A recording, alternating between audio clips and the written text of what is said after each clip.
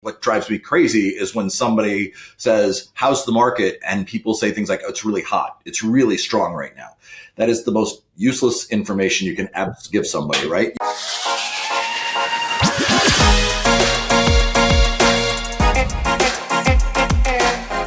Hello and welcome to episode 235 of the Smart Agents Podcast. As always, my name is Michael Walter and I'll be your host. On today's episode, we are joined by Jason Mudd, the managing partner of Connecticut-based boutique real estate firm Raney Team. Following a 30-year finance and banking career, Jason decided to join forces with his wife Cindy, and together they have sold over $500 million in luxury real estate. Throughout our conversation, Jason shares how his fresh perspective on the real estate industry allowed he and Cindy to strategically enter the luxury market. He emphasizes the importance of storytelling in real estate, the need for agents to take on a strong advisory role, and what it truly means to create exceptional client experiences. But before we get on with the day's featured interview, if you or someone else on your team has an incredible story of real estate success or tips to share with our community, send us a message to feedback@smartagents.com. We're always on the lookout for new guests to inspire our listeners. And lastly, if you enjoyed this conversation and want to hear more, be sure to subscribe to the Smart Agents Podcast. We stream on all major podcasting platforms such as Apple Podcasts, Spotify, Amazon Music, and YouTube. All right, let's get on with our conversation with Jason Mudd. It's full of great insights on how the Raney team has grown into what it is today and how you can implement some of the same strategies in your own business. Really, the way I like to start everything out is if you could introduce yourself to us a little bit. Tell us who you are and where you are joining us from. Sure. So thanks for having me on the show. And again, I apologize that my wife, the better half of the duo, can't be here. But so Jason Mudd, my wife, Raney, we run Raney Team. We're based in Westport, Connecticut, cover the luxury markets of Fairfield County, Connecticut. Yeah. So tell me a little bit about your background, because it did not immediately, start in real estate. Cindy had the long real estate career before you joined, correct? Yeah, that's exactly right. So my career, for the bulk of it, was as a banker with some institutions, JP Morgan and firms like that. And I had done that for a better part of 20 years. In 2018, I decided that I had had enough of the world of banking and stepped aside, and actually just took 2 years to sort of kind of figure out what I wanted to do. Did a lot of stuff in the nonprofit space, very active with Yale New Haven Bridgeport Hospital, but always had the intention of going back to work, just wasn't sure what it was going to be in. And then, as you mentioned, Cindy had been in real estate at that point in time for almost 17 years. And so we decided to form a partnership in 2020 and have been running Raney Team ever since. Yeah, absolutely. And, over that time, it's seen some pretty explosive growth, and I want to get into what you guys, did to do that. But talk to me about bringing that outside experience into the real estate space and how that has seemed to work for you. Yeah, I mean, look, this is my perspective on it. I think because I don't come from a traditional real estate background, and most folks who are in this space have kind of been in this on this path, this journey in real estate for most of their career, so they haven't had some external influences. I had the benefit of working at big institutions where I got a lot of training and learned a lot about strategy and learned a lot about sales processes and marketing processes, operational processes, and so I think, just very broadly speaking, I was able to bring just a sort of a new mindset to how a real estate business can be run, right? So there's certain things that you need to have in place, but beyond that, it was really kind of questioning, I think, what is traditionally done in real estate. So how are traditional open houses held? How do you traditionally market your brand? Just thinking about the business. I think that's where I've been able to hopefully influence our success in a way that might be a little bit different than most. And again, it's just simply because I've had some different experiences that allow me to think differently about the way this business works. Right. So when you really started getting involved with the real estate business and industry, what were some of the things that you saw that it could maybe use a freshen up from the way things had always been done? Yeah.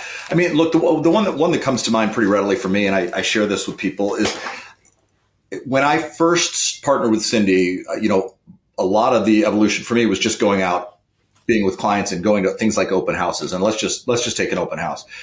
And what I saw traditionally in open houses, and I'm talking about going around and seeing what other people were doing as well, not just what we were doing on our team. And what I found was that open houses are often run kind of similarly. Sometimes people have cookies and wine and stuff, but a lot of it comes through the house and the questions that they answer around square footage, bedrooms, bathrooms, lot size, where's the septic tank, right? All stuff you have to know, no question. But to me, what I really want our team to evolve to is I wanted them to be able to tell really much more of a story around what the property was and what it meant to the owners and why it might resonate well with somebody who's thinking about buying. So not just know the data about the house, but know the narrative. Like, what was it that made these people, what were the memories they created there? What were some of the things that happened? So when people walk in with young kids, if the story relates to that, you can say, oh my gosh, it's so interesting. Your children, our family loved this home for the following reasons. Their child first took their first bike ride down the street, whatever the story is, right? So I've really tried to impress upon our team. Imagine if you were selling your own house, you would know every single detail about that house and you'd be able to share it and sell it in a way to somebody that's really meaningful. And I thought it felt to me like, at least for how we were doing it, was we were just going in and we were just presenting sort of the data and the facts to people as opposed to really telling a story. And so we worked really hard to become better at treating every open house, every one of our listings, as though it's our own house, so that people feel like, oh my gosh, like I almost have to buy this house because it just feels like a really warm, inviting story. And again, we're not perfect at it. We're working at it all the time because it's not easy to do. I've gotten some pushback that, like, how can I know every nook and cranny of this house? And look, the reality is it's difficult to do, but if you don't set the bar really high, I think it's easy to sort of just fall into old habits. And so that's one example of something we've worked on. I can see how that, going for more of the storytelling aspect and really what made this home special to the sellers can be really impactful when you're talking with, potential buyers. Because I know even for myself, I couldn't tell you the exact square footage of our home, but I do know that my daughter took her first steps in that living room, and that my son has, started his baseball career in that backyard. And that's why there's the bare spot, in the Right. Yeah. And those are the things that I think when a buyer ultimately makes a decision, that's a lot of what hopefully they can envision for their own future, right? I mean, that's what they're buying into. I mean, yes, it's important that they always want to know the facts. Can a pool be put in? Where's the septic?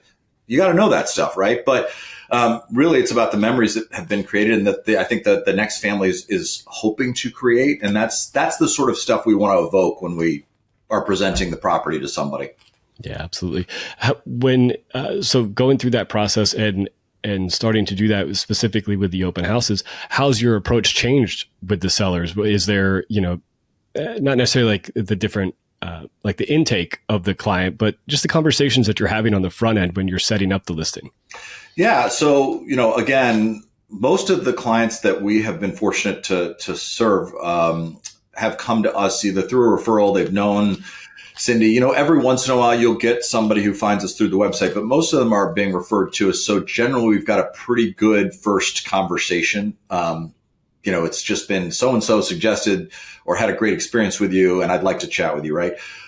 So beyond that sort of initial good fortune of having a nice introduction, there's a lot of talk about really understanding like what made this house special for them. So we've got a series of questions that we walk people through and we ask them to tell us about kind of what memories are created. What if you said to me today, what's the most special room to you and why? Things like that we can then get, and then we try to weave that into the narrative that goes into the MLS on the listing description. We try to, in our marketing pieces, we include some of that. And then obviously with the agents and advisors who are out at the open houses, they all know the story behind our sellers so that they can convey that when people are coming through the house at the open houses. So that's really kind of been one of the changes we've made is how do we get that, draw that information out of our sellers so that it's not just, we market a home. We're really good at putting stuff out on social media. It's really much more about, look, we want to tell your story and we want to tell it in a way that it hits a buyer's emotionality so that they really can understand and visualize themselves with their family going forward in what's soon to be your former property. Talk to me a little bit about the strategic, planning and the intentionality that you guys made to really kind of, I was listening to a previous podcast that you did talking about making a move in the price points and really, making that a goal of the company is to kind of move up price points in which you served. Talk to me about, the steps that you took to set that plan in motion. Sure. So this is probably where some of the banker comes into play, is because in my former life, I spent a lot of time in the high net worth space. And so I saw some of the points of differentiation between servicing the high net worth, ultra high net worth, and then just other people who are very wealthy, but it's all scaled, right? So, first of all, we have a market where we are very fortunate that home prices are well above sort of national norms, right? So that's the first thing in play, is the market just allows us to have that opportunity, right? We are not sitting in a place where average price points are, and I'm not trying to knock this, but that's just the fact that aren't 200, 300, 400,000, right? So we don't need to do the same velocity in terms of unit volume that somebody might in like my old hometown in Missouri, right? And I love Missouri, so hopefully people back home don't get mad at me about this. But the point is that here in Connecticut, the price points in many of our markets are north of $2, $3, $4, $5 million, right? And that's median. So that was the first thing, is just saying, okay, look, this is what our market gives us. And when you look at what teams or what advisors were specializing in that space, it's a smaller space to work into. And I think it's because it's hard. It's really difficult to navigate that space. Now, again, coming from my background, I had a lot of connections, former clients that were logical people to reach out to and connect when Cindy and I started forming this partnership. So again, very fortunate. But it was a very deliberate action on our part to really move our brand towards a luxury brand, our focus on the luxury market. And what I have found, at least in real estate, while it's very difficult to break in, I think once you establish yourself, and you've got to be very, very knowledgeable, and you really have to understand what the needs are. But what I have found, and don't hold me to this because it's not universal in truth, but it's people who are selling a $5 million house, if they only get 4.85 million, that 150,000 in many cases to them, it's not altering their lifestyle dramatically.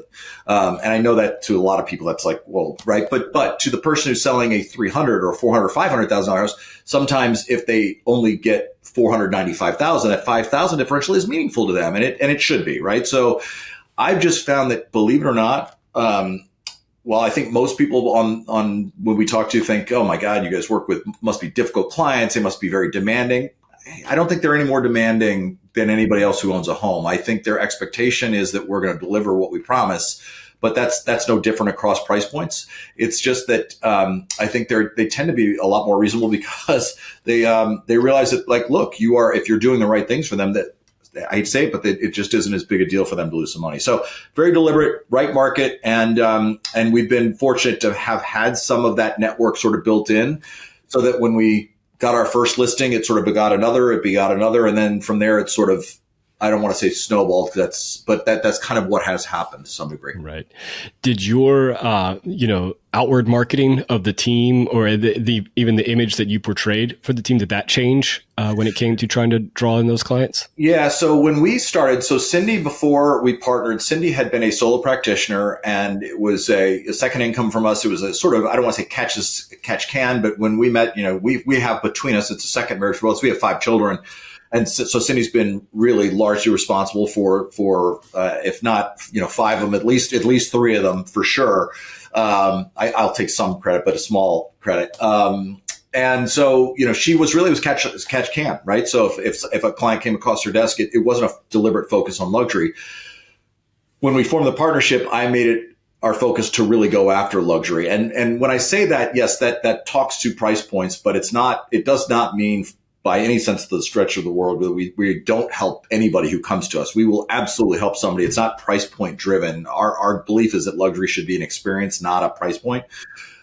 But yes, we did deliberately start to market. We created our own logo. We went after talking to clients really much more about like the market as a whole, talking about interest rates, really trying to come at it from an advisory standpoint to present to the luxury market. Because I think one of the primary differences, and it's not, again, these aren't universal, but I think a primary difference is most of the folks that we were dealing with in the ultra high net worth space, they really are interested in the market. They're interested in trends, and they're interested in kind of the buyer demographics. They want to know a lot of the data.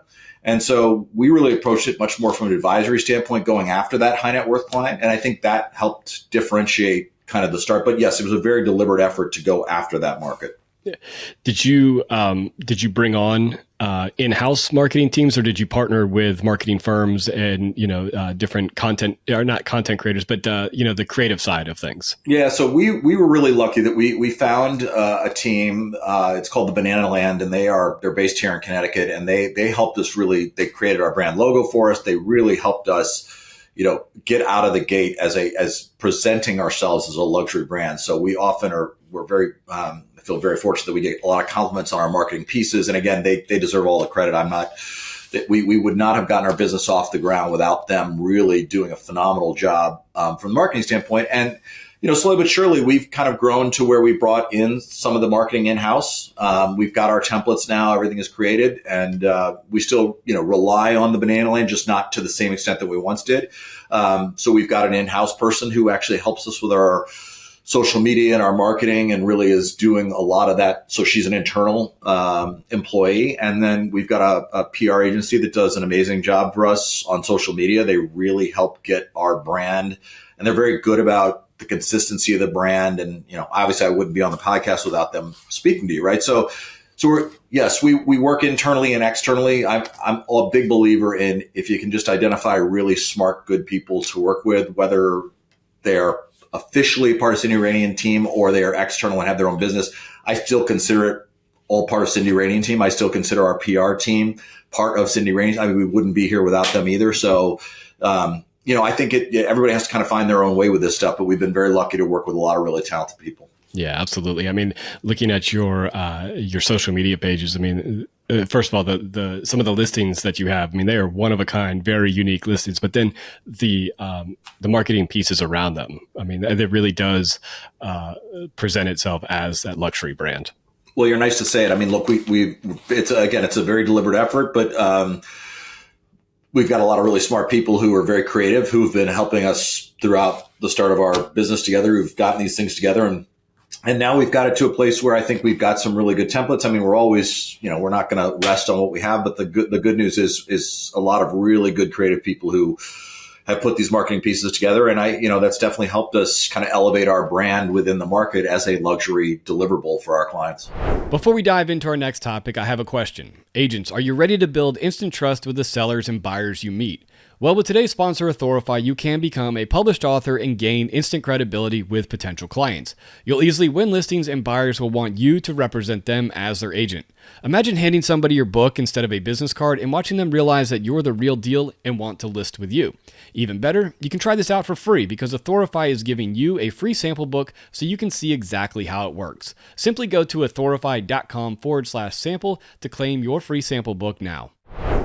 Something you've touched on a little bit is being that advisor. And I think that's so important, especially, what are we, 6-7 months beyond this NAR settlement. And yep. I don't know. Yeah, I think you could probably speak on it better, but how you've seen that impacted the business, or if it is making agents really have to become that advisor more.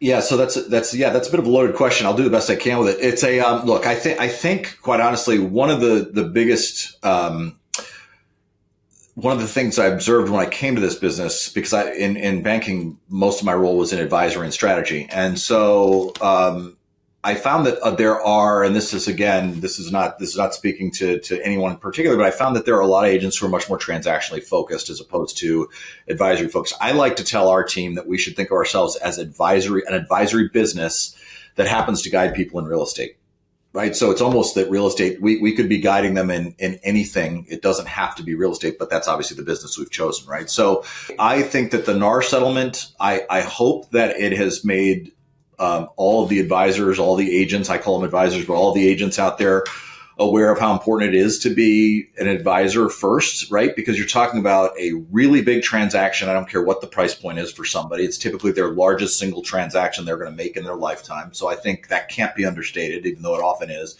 I think, quite frankly, our industry has gotten a really bad rap. A lot of people think anybody can do it. A lot of people think everybody's the same. We're all, just a bunch of clones going around trying to sell houses.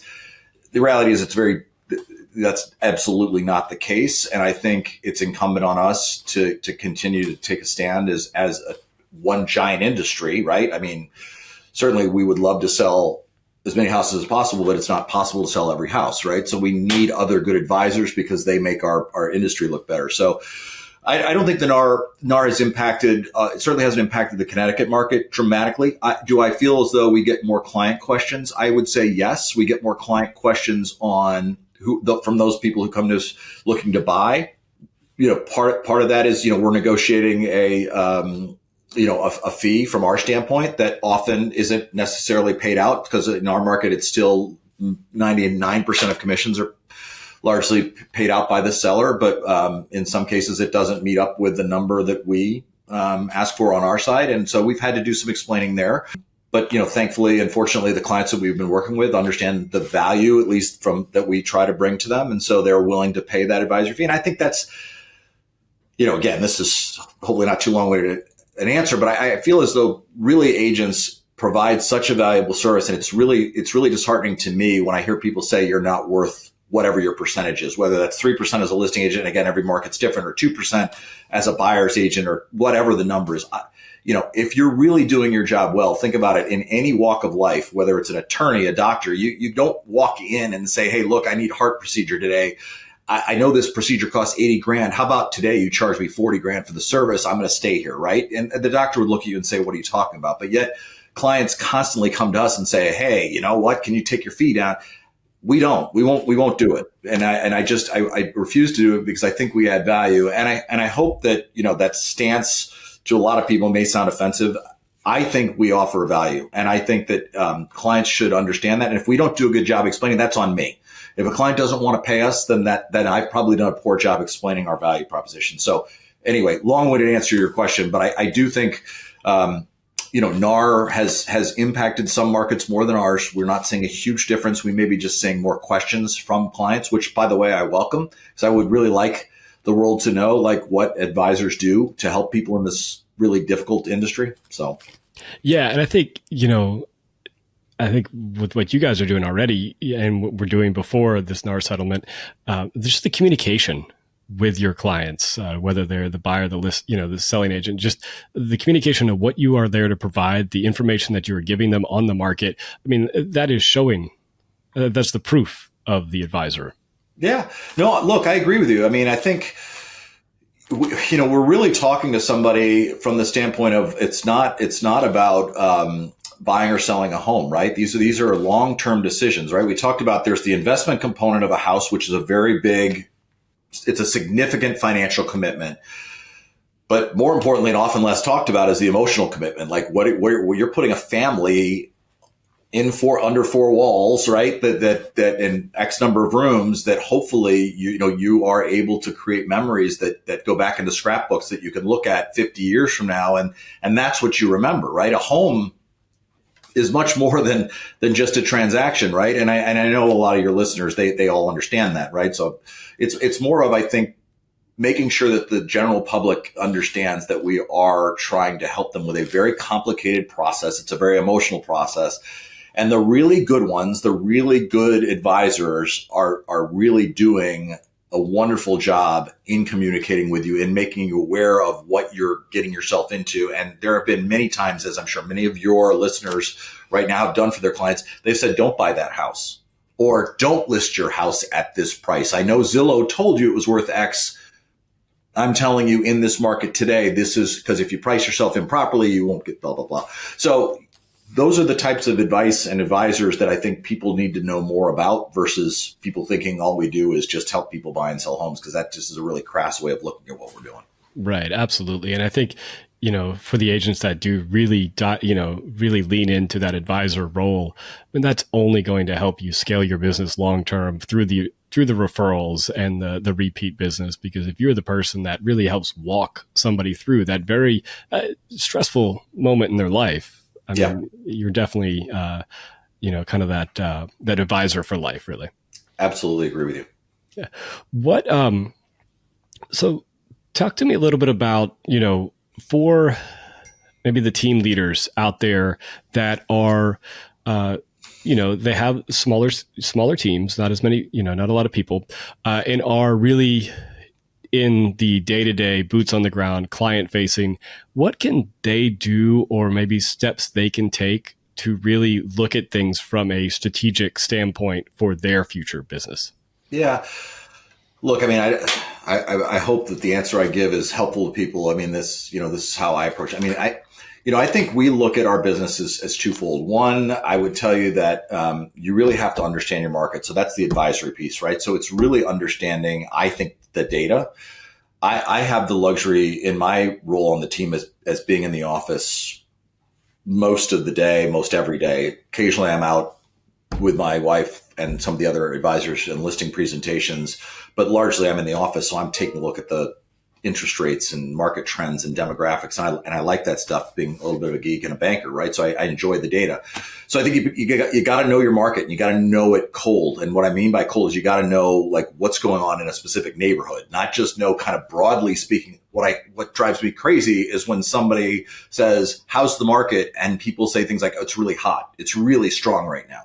That is the most useless information you can give somebody, right? You need to be able to say, and that you don't need to go to this depth necessarily, but you need to be able to, if pressed, say, you know what, for homes priced $2 million and above, actually in the town of X, they're typically going for 102% list to sales ratio, right? Sales to list ratio. So we are seeing homes turn over in 30 days as opposed to a year ago, they were turning over in 45 days. That's a great time to be a seller. And that's why, right? Not just the market trend. So that's the first point. I think the second piece, which I think a lot of people get wrong about our business, and I mean as team leaders, and we are working on it from our end, is everybody talks about service. And what I would challenge people to think about is service. Try to change that model if you can, and we are still very much trying to do this, is create much more of a hospitality sort of feel. And what I mean by that is service is typically a set of parameters you put in place for yourself, for your team, saying we deliver white glove service, right? Everybody says it, and a lot of teams do it, but what you're doing is you're imposing on your client what your service model is.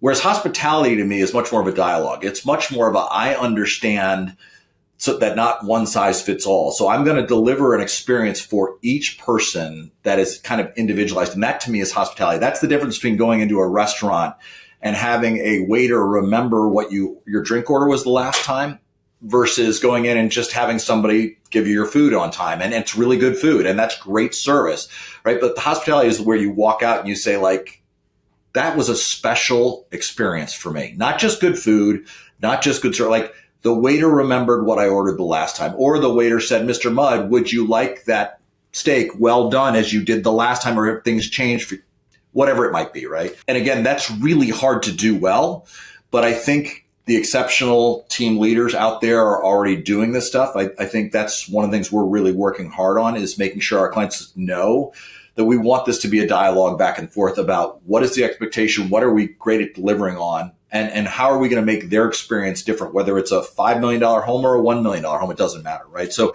those would be the two things, right? Make sure you know the market and really try to deliver something beyond service, because I think service is kind of, I hate to say it, but it's sort of that's the minimum barrier of entry in what we do. Right. Absolutely. I mean, yeah, it is. I was just picturing, the analogy you made there between the restaurants. There's the restaurant that, we might go on a random Tuesday night, but then there's that one that's the anniversary spot. That's where, we're going to make a big memory at. Yeah. And again, to everybody can look at this, what's through their lens. But I think, what you find is that the special spots are the ones that make you feel just a little bit different. Right. And that's the experience. Our tagline is exceptional experiences, but we're trying to create it sort of for everybody. It's got to feel, it's not going to feel the same, right? It's whether they're a buyer or a seller. So how do you create that moment where they walk away? And again, that's how I believe you'll create a sustainable business where people will, because that will differentiate you, rather than saying, you deliver really good service, which I hear a lot of. And by the way, we've been guilty of saying that. So I don't want to stand on a high horse here. We're trying to evolve, and we're trying to change it to much more of a hospitality mindset. And so anyway, those are the two things I would suggest for team leaders to think about as they.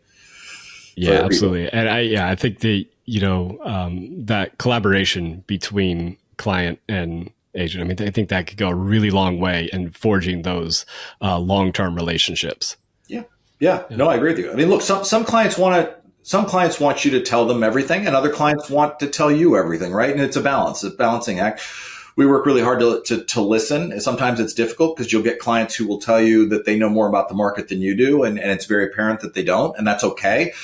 We have to figure out a way that we can work our narrative into the discussion. Again, we're coming at this from an advisory standpoint. We want them to know that like we are studying this stuff every day, and where they may have a difference of opinion, we'll just always ask, like, so where did you hear that? Or what makes you believe that? I'm sure many people have dealt with the NAR thing, like, well, I've heard I don't have to pay a commission anymore, right? We've all been through that one. And, like, interesting, where did you hear that? As opposed to, well, that's not true. Like that's the kind of dialogue we're trying to establish, that type of rapport, so that people understand that we are coming at this from an advisory standpoint. Right. Well, before I let you go, I mean, you guys, your team has obviously seen a lot of growth over the last few years. What's the future hold? What are some of those strategic plans to take you into that next phase of business? Yeah. We're always thinking about the future, and the way we try to think about it is through the lens of the consumer. So, like, what can we be doing to grow our business around delivering a better product to the consumer? And I think, we have some numbers in play around. So, what goals do we want to hit as a team? I really say that, to me, that's a little bit secondary. I think if we continue to be proud of the work we do, and we continue to delight our clients in a way that's meaningful, we'll start to hit some of those goals and numbers that you talk about. Look, we want to be thought of it as sort of a leader in our space, in the luxury space, in the towns that we cover. We're certainly looking to expand our business. We're looking to expand some other growth markets within Fairfield County. There are a number of towns that have significant wealth that we don't currently participate in. We want to see where we can be thoughtful about helping clients in some of these other markets. So that might involve new team members, that might involve partnerships with other business owners. We'll see where that goes. But, look, I think, to me, if we continue to be proud of the work we do, might sound Pollyanna, but to me, then the results will sort of take care of themselves. I do like to set goals and targets that I would be disingenuous if I told you otherwise. But I think, rather than focus on those numbers, we try to focus on what do we do every day to get better, to deliver a better experience for people, so that clients will continue to sing our praises. And then I think the numbers, they'll start to take care of themselves. I mean, you can't not forecast and be where you need to be, but I think the way we're trying to go about it is being a little bit more thoughtful around what's the consumer experience like. Yeah, absolutely. Well, I really do appreciate you taking the time to speak with us today. Where can people connect with you and your team? Yeah, sure. So probably easiest to reach me, and I can connect people to Cindy. It's just that she's actively out with clients a lot more than I am, and I'm the one who sits behind a computer screen. So I will often get an answer of texts and emails. So my cell is 203-892-5134, and then that's 203-892-5134. And then if people want to email, please email it Jason at Cindy, Cindy, Raney, Raney.com. And we always are open to having conversation. I love chatting with other people about business and sort of how they're constructing their own businesses. We can learn a lot from people. I hope we can share some stuff. And so I encourage anybody who wants to pick up the phone or email. We're always happy to spend some time. Yeah, absolutely. Well, again, thank you so much for taking the time today. Yeah, well, thanks for having me, and thanks for doing all the great work you do. It's great to have people in the industry who are spreading good best practices. So it's guys like you who make our industry a better place. So thanks for doing it. Yeah, absolutely. It's been really cool. All the collaboration and the learning from each other that I feel like is really starting to take hold in the industry now. I think people are understanding that you can take bits and pieces from teams and leaders across the country. Without question. So thank you. Thanks for having me. I want to thank Jason for joining us today, and I really like what he said about creating a unique experience for each client rather than just offering the same blanket white glove service. If you would like to connect with or follow the Cindy Raney team, be sure to check out the episode description for links to all their social media channels. So once again, if you think you or someone else on your team has an incredible story or tips to share with our community, send us a message to feedback@smartagents.com. Well, that wraps things up for this episode, but remember, follow the show wherever you listen to podcasts and make sure to subscribe to the Smart Agents YouTube channel. Again, I'm Michael Walter, and we'll see you on the next episode.